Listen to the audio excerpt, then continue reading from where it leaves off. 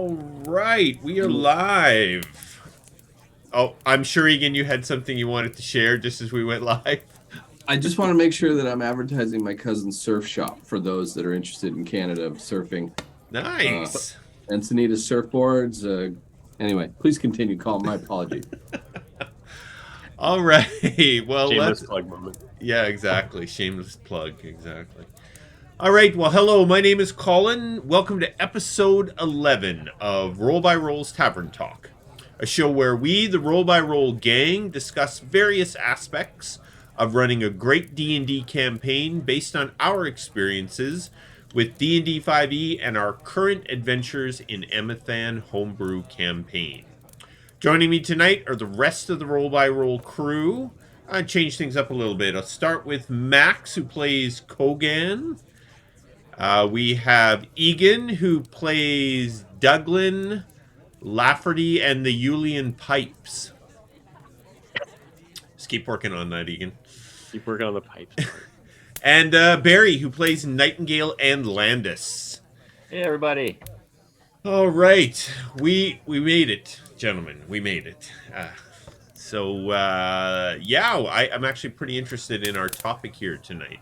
So, a little introduction to it. So, during last Saturday's Adventures in Emathan session, we had a battle where we encountered some mechanics that I didn't know. We'll talk about them a little bit tonight. One of the mechanics, I kind of figured I knew based on other experiences, but as I usually do, I just winged it so we could keep the game moving. And that got us talking about DMing and the various skills that a DM needs to be effective.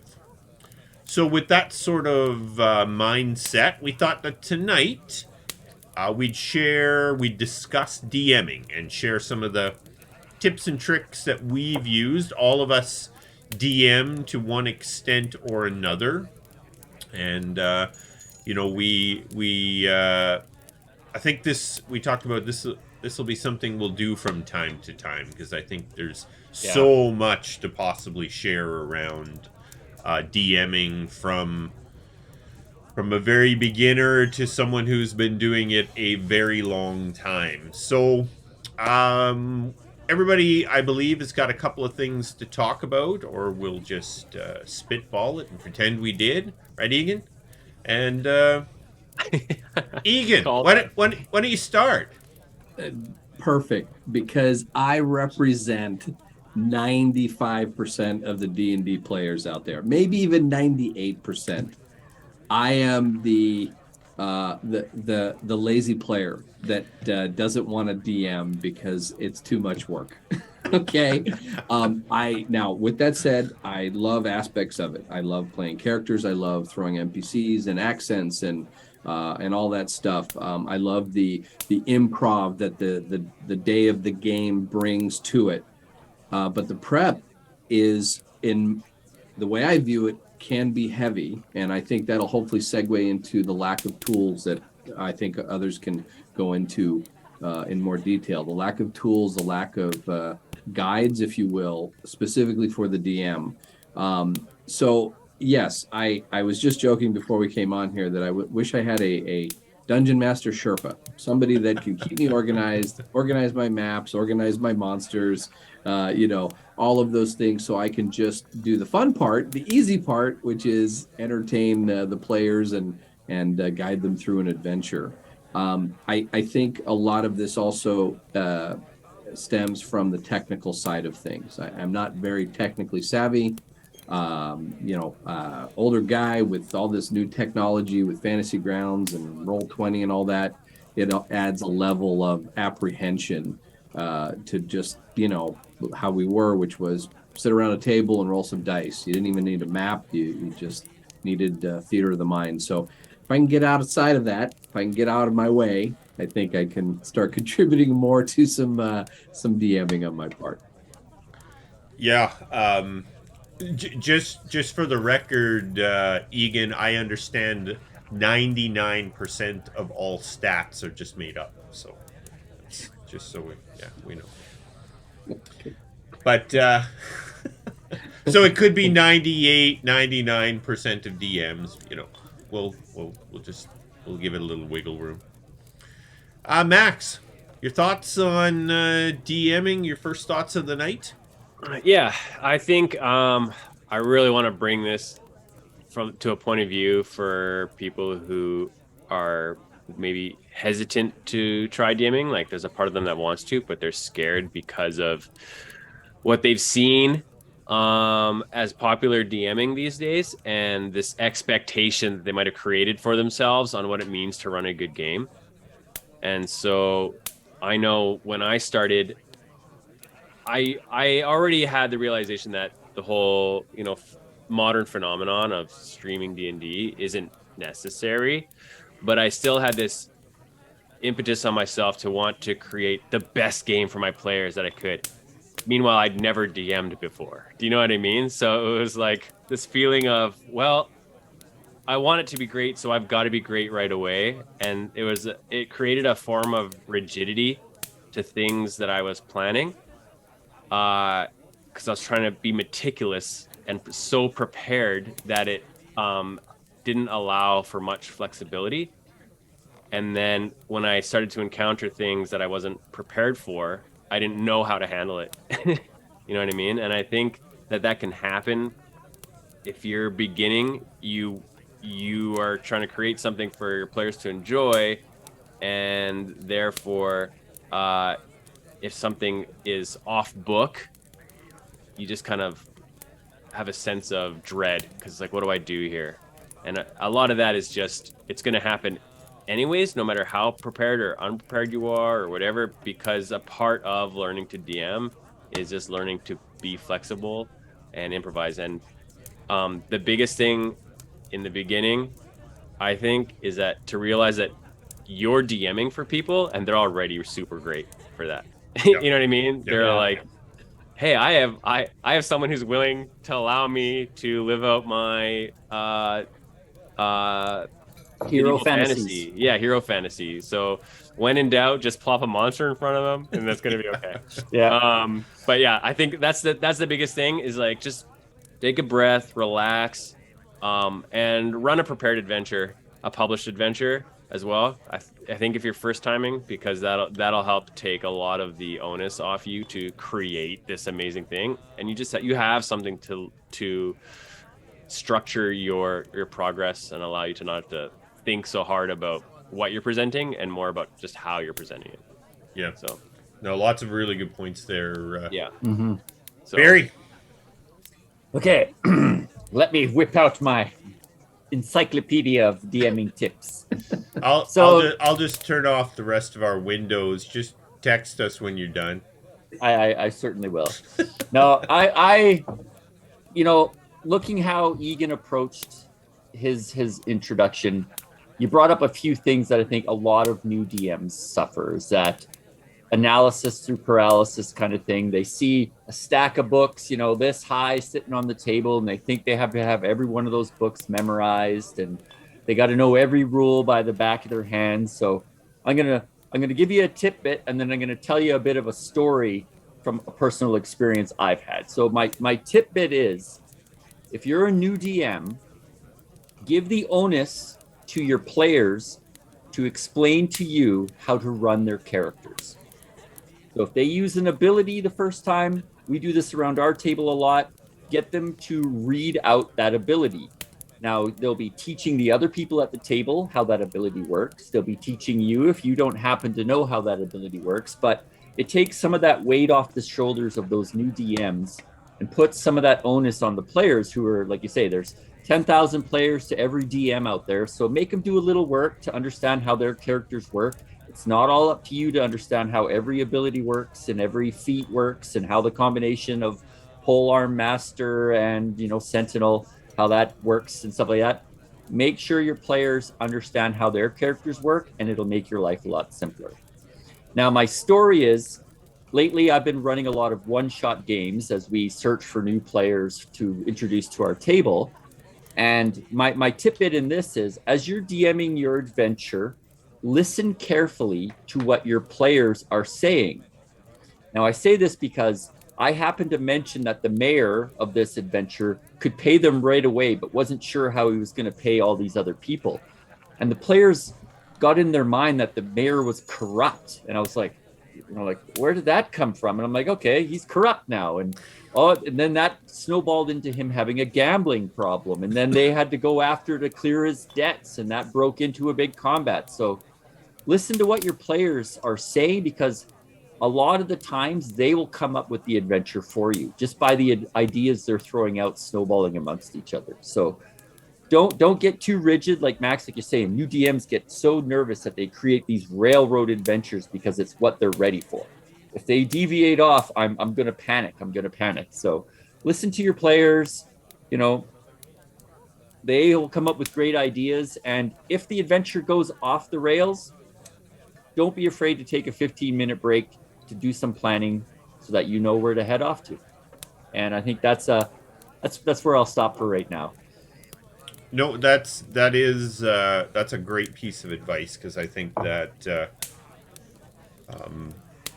there's I can't remember exactly how it's worded, but there's this thing I've heard a couple of people say it before, where the players at the table say to the DM, "Oh my God, he's not the bad guy, is he?" And the DM goes, "He wasn't before, but he is now." Yep. Right? It's just roll with it. I mean, your players will inadvertently, lots of times, come up with even a better idea than you had for how something can play out, and you just roll with it, right? Yeah. So, Yeah. for me, my first DM tidbit is around, and this leans a lot into, Max, what you were talking about, what all of you have talked about, and I'm sure all of our little tips and tricks will lean into each other quite a bit here. But mine is, don't let your session get bogged down if you come up against a situation that you or anybody else at the table don't understand the mechanics for, right? For me, I lean into a couple of things. I lean into being the player's biggest fan. So, and tied right into that is the rule of cool, right? So somebody comes up with something, I just make the best call I can that makes sense for the moment, so that it keeps things rolling. It's fair, or even maybe favorable a little bit to the players. And you know, I just sort of make a note for myself to research what that was, so that next time I come up against that situation, I'll know better how to handle it. And when you come into your next session with your group, you just say, "Hey, do you remember when you guys wanted to light grease on fire? Well, here's what I found out. According to Jeremy Crawford, you cannot light grease on fire." So I read a bunch of stuff in the community. The two components required to create grease are flammable. It's silly to think that Yeah. grease is not flammable, right? So sorry, Jeremy, we're going with the rule of cool here. Light her up, right? And that we had that in our last session. But now that created something for me that I had no idea that I would need, is what's the fire damage here, and in these tight quarters, what's the smoke going to do, and how quickly is it going to do that, and how long does the grease burn, and all these things. I'm just like, yeah, we'll just wing it. I literally used the dagger attack from one of the enemies to be the fire damage. Because, hey, it's close. It's a D4 plus 3.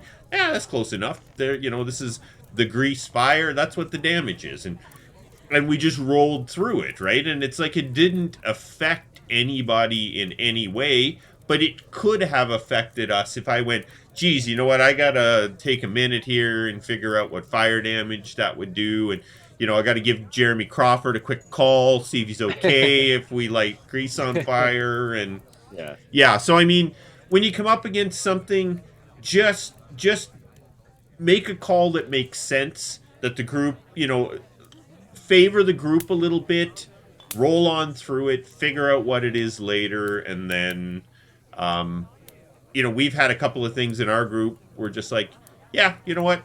that's not the way it's supposed to go, but that's the way we're going to do it all the time now because that was way more fun than what the rule book said, right? So, all right, point number 2, Mr. Egan. What else you got for us tonight? Come on, newbie. No, well, okay. I'm going to start with must-haves. Alright. You know, again, not a lot of experience in the DMing, at least recently. A must-have. If you're going to sit down and run a game, have a list of NPC names. Oh yeah, And absolutely. I'm talking have 5 innkeepers, have 20 barmaids or barmen, whatever, have 15 captains of the guards, have 30 guards, have a sailor, have a merchant, or 10 or 20. Have a list of 100 names because it may or may not come up. Well, let me rephrase. I'm going to use Colin's math. 99% of the time, you got to come up with a name for an NPC.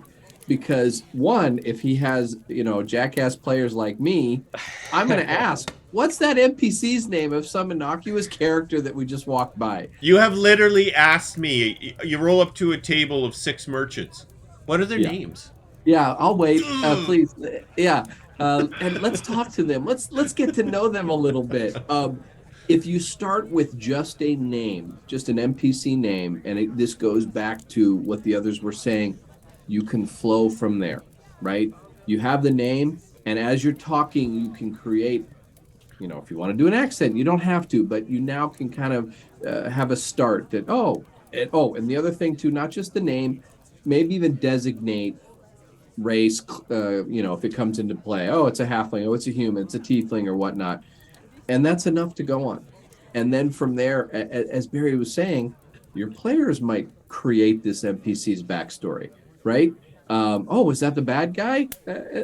Oh, now he is. Yeah, sure. Or he's a thief or something like that. So, talking about tools for the DMs, those are things that aren't in the official books, but there are people out there that tell you start with a list of NPC names. Barry, you taught me this one.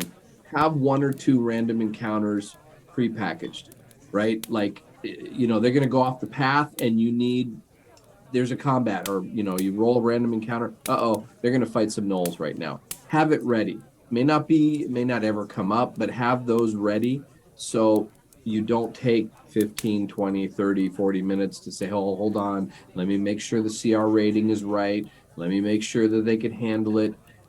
So I would say must-haves, NPC names, and a couple of encounters in your pocket as you're ready to go. Good points. Good points. Right. Max. Okay, Second thoughts of the night. My second thoughts are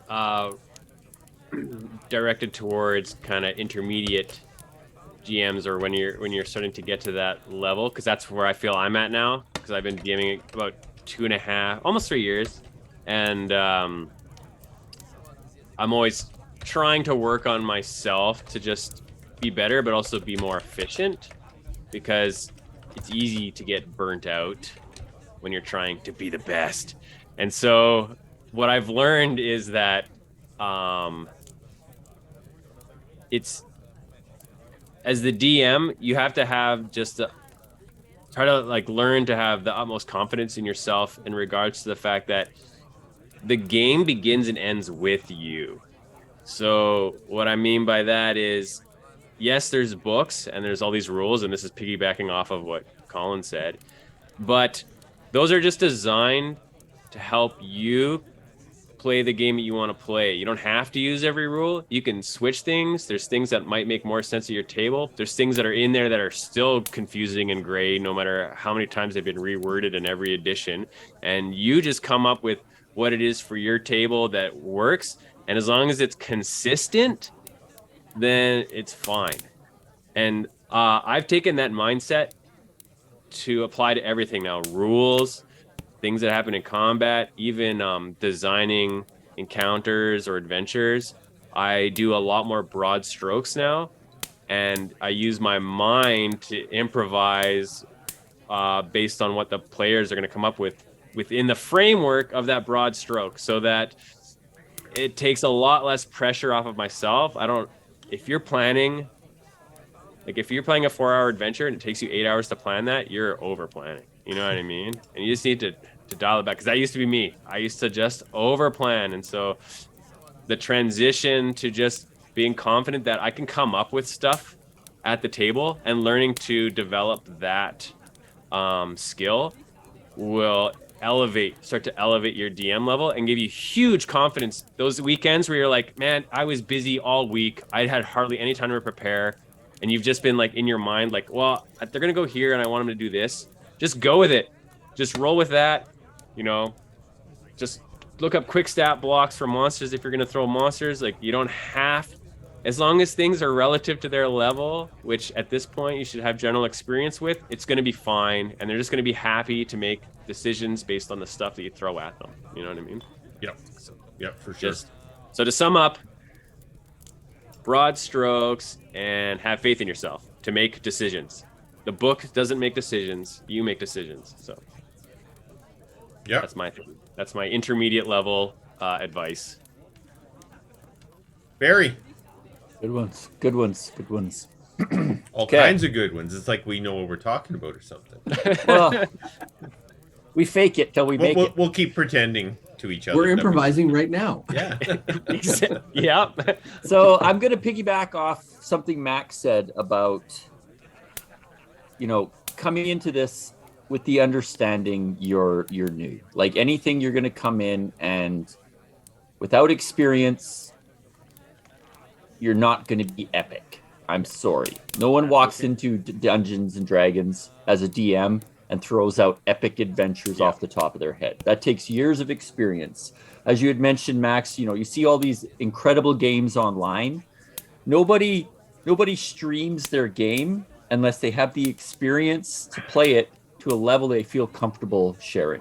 Yeah. So that takes experience. So keep that in mind when you're out there looking up how to play D&D and you stumble upon, different games. And yeah, that's a level that you can attain if you keep playing and you keep grinding away at it. And the tip I want to share with DMs, and this tip can go for new DMs, middle of the road DMs, or even really experienced DMs. Complexity in your adventures isn't necessary. A simple storyline executed smoothly will be more fun for your players than a complex adventure that operates very rough and the players are getting lost in it and they don't know what to do. We found in Storm King's Thunder, and I hate to throw, a potential sponsor under the bus, but it is a terrible adventure and it's so easy to get lost because it's this big open sandbox and it's supposed to be this big, beautiful, complex adventure. And I think, Colin, you DM'd it and you were like, it was poorly written so that it's so easy to get wandering off in different directions. Whereas if you take a simple storyline, somebody needs something, and you execute that smoothly, your table will have a fantastic time. And again, it's keeping things simple. It's not getting too complicated. Like Max, you said, players come to the table, you don't have anything, throw them into a combat. Combat usually takes a couple hours. They will be thrilled by the end of the night that they got to roll dice and fight something. It's that simple, man. Like, don't overcomplicate your game. It's okay to say yes to certain books that players can use. It's okay to say no. A lot of the rules are optional. Make them optional until your experience. Use basic rules, basic classes, and you will have much more fun in your beginning DM adventure lifestyle that you're planning on taking. So yeah, keep it simple and it'll be fun. Yeah, that last little bit of advice I think, Barry, is can be really valuable to a new DM. You know what? Just say, we're just using the player's handbook to start here. Keep it simple, so there's not all the subclasses and classes and races and all of the things. That just start off simple. It'll make it easy for you until you get that experience, and then just add it in slowly. You don't have to go with the whole kit and caboodle right off the bat. Maybe just add in another book after that, and keep building on it from there. So for myself, I think my next I'm gonna kind of continue along Max's points, in particular with game prep. So I've read a lot of books, a lot of blog posts, watched a lot of videos, because for a lot of DMs, the prep, and I think this even leans on what you were saying, Egan, is probably one of the most intimidating parts of becoming a new DM, right? Because you think to yourself, I don't have a clue what it is I need to get ready in order to be able to run an adventure. And I've heard a lot of DMs. I know that Mike Shea, Sly Flourish, I'm sure lots of people will know Sly Flourish. He talks about this, because I mean Mike has got the whole lazy DM thing going on. You prep as little as possible. But even Mike says there's a really simple formula to determine how much game prep you need. You need as much game prep as makes you feel comfortable running the session. And when you first start DMing, that's going to be more prep than later when, like you're talking about, Max, where you start to feel a little more comfortable just rolling with these things. Like Egan, in terms of prep, maybe getting that list of names together might be time consuming, but that may be a real comfort zone for a new DM to be able to just look at their list and grab a name anytime that they need one, or whatever. Maybe they've got to prep a whole encounter, but as you become an experienced DM, you might be comfortable just looking over at the random table, rolling it, grabbing a stat block, and let's do this, right? And that'll just come with time. So whatever amount of game prep that makes you feel comfortable when you're running the session, that's all that you need. And so you want to focus on all of those details that are hard for some people to just pull out of your head, and we mentioned some of them already. Be things like NPC names, location names, monster stats, maybe treasures or travel times, or things that are going to, you're not just going to be able to pull off the top of your, well, Mr. DM, how long does it take to get from here to here? It's like, I need to measure the map and figure those stuff out ahead of time so that if you're asked, you'll know how long it takes to get from A to B. And then as you get more comfortable and you use that rule of how much prep do I need to feel comfortable, you'll find it becomes less and less prep that you'll need to get to that point where, and if you did all of this prep and you roll into the session, you're like, okay, I'm ready, and you didn't use half of it, you didn't need half of it. So, you need to start backing away, and maybe you'll be a little uncomfortable, but you're like, you know what, I was actually okay. And then maybe a little less, and you know what, I was still okay. I still had a really good session, and just keep easing off, because game prep is probably, Egan, I'm thinking in at least 99% of the cases, it's probably why people don't become a DM. They 100%. think I could absolutely run a game, but I don't want to do all of that game prep that I have to do, because that's going to take so much time to be ready for my game, and I don't have that time, or I don't know what to prep, or whatever it is. So if you're first starting off, for people, I would 100% read the lazy DM stuff. It's a really good starting point in terms of, yeah, exactly, what you need to have ready. And then you can kind of mold your own system around that. I actually started with Mike's stuff, the lazy DM stuff. It doesn't look anything like that anymore, because I've found things where my strengths are and where my weaknesses are, where I need to prep more, where I need to prep less. So, but it was a really good starting point in terms of figuring out how to do prep for a game. There's also a really good book. Maybe one of you guys. It's called Never Unprepared. And when one of you are talking, I'll find the. I know it's Phil Vacconi. I'll get his name exactly. It's a lengthy book, but it's fantastic in terms of when you're ready to really get heavy into big campaigns. What your game prep will need to look like around that. All right. Man, oh man, a half hour goes by quick, guys. Shall we all do sort of a wrap up point here? Our final thoughts on the topic. Like I said, I think this is a fantastic topic, one that we'll dive back into from time to time. Maybe we'll even theme these DM discussions around, say, prep or encounters or something like that as we go forward, because I think it's a great topic. So Maybe people in our audience can give us suggestions. yeah, absolutely. What do you wanna learn about? So Egan, your final thoughts on DMing for tonight? Well, first I'm going to say I learned a lot.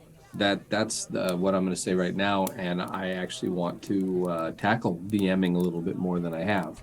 I will say this. I know it wasn't touched on, but I think maybe for new DMs, another thing aside from a boxed or a pre-generated one is start with a one-shot.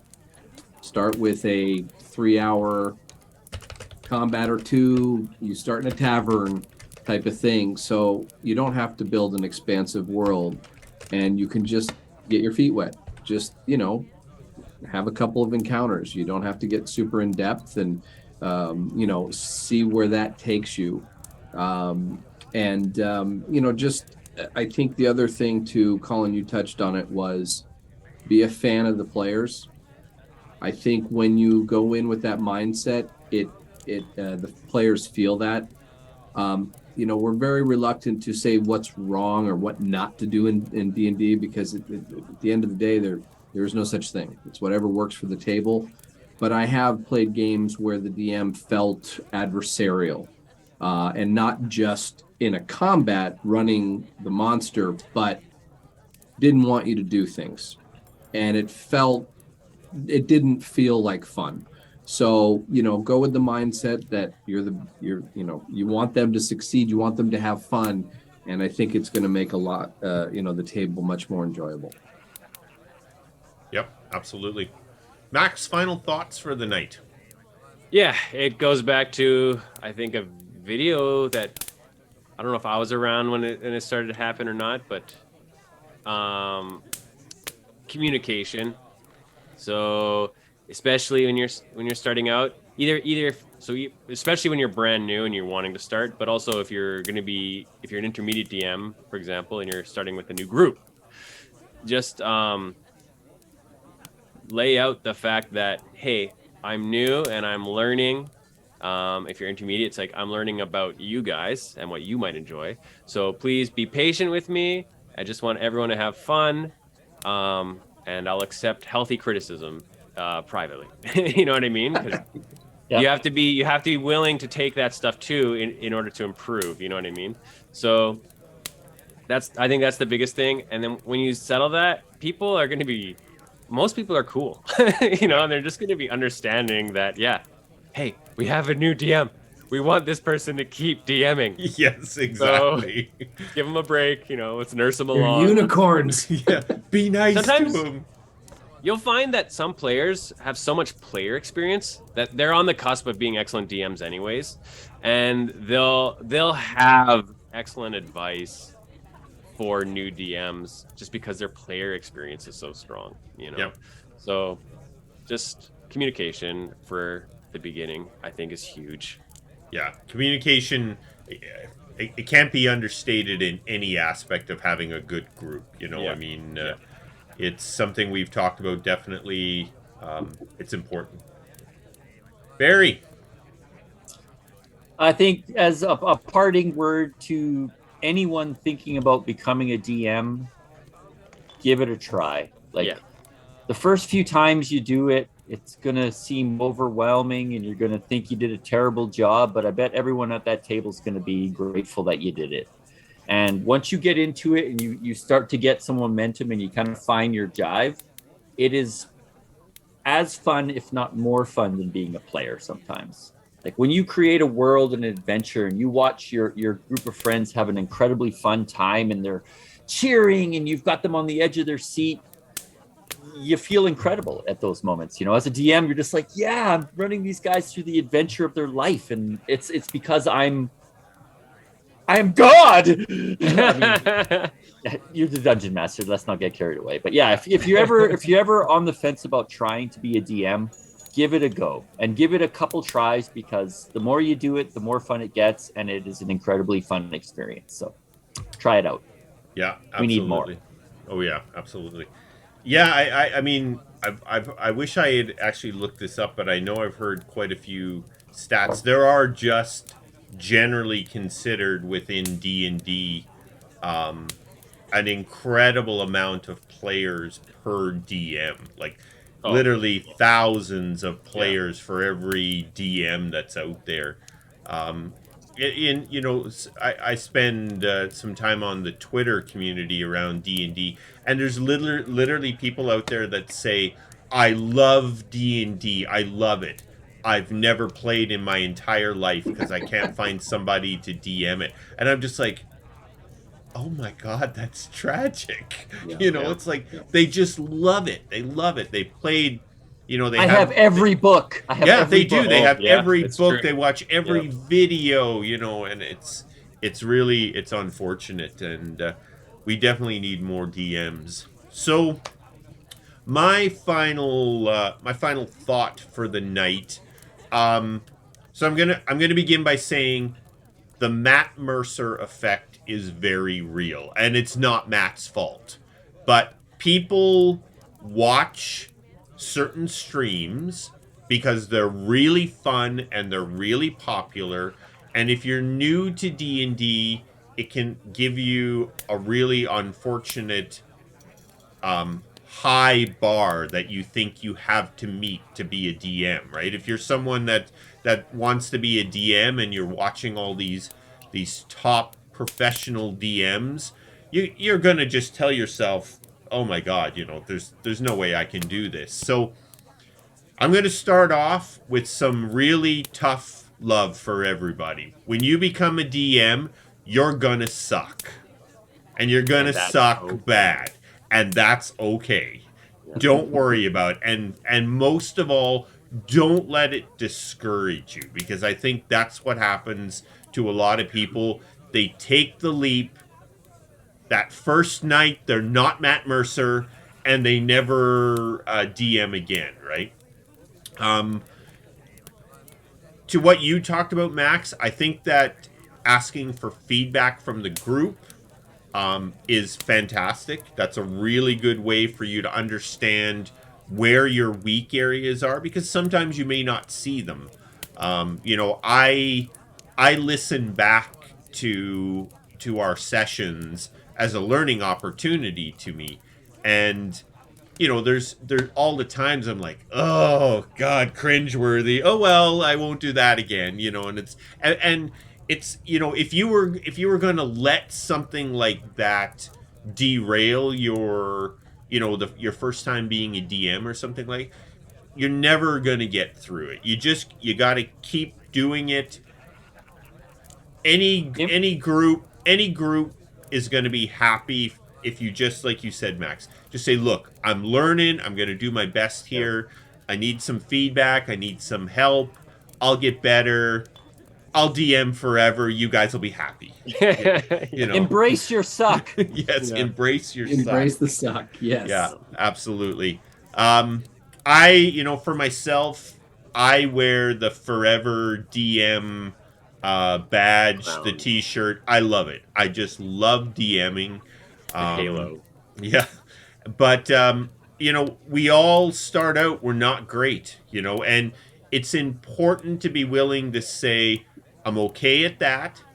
I suck at this. I got to work on that part. You know, it might be improv. It might, like, I still struggle to run good encounters. What I think at the end of the day was an exciting encounter, and how, you know, and I'm always reading videos and or watching videos and reading books and blogs, and that's one area of my game that I'm constantly working at. You're never good enough as a DM.